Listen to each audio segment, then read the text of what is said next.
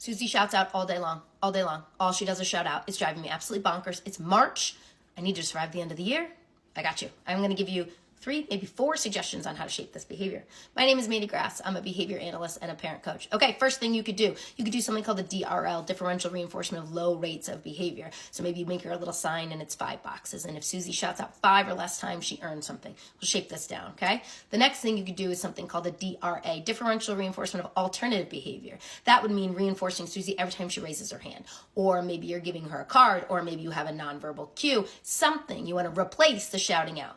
Remember, the function of the shouting out is likely attention, so the replacement behavior has to access attention at the same rate. So that might mean calling on her a lot when she raises her hands at first. The other thing we could do is something called the DRO, differential reinforcement of other behavior. You are reinforcing any other behavior other than shouting out. I usually do this interval based, maybe every 10 minutes she doesn't shout out, she earns something. That being said, be careful because Susie could be whispering to Sarah the entire class or talking loudly, but she's not shouting out. So technically she still earns. So that can be tricky. The other thing that I would consider doing is a whole class contingency, maybe a secret student or saying to the class, hey, we're having a lot of trouble with distracting behavior. So when we're able to ignore distracting behavior, we can earn. Often shouting out can be maintained by peer attention. Let's remove that attention. Anyway, give one of those a try. Let me know how it goes.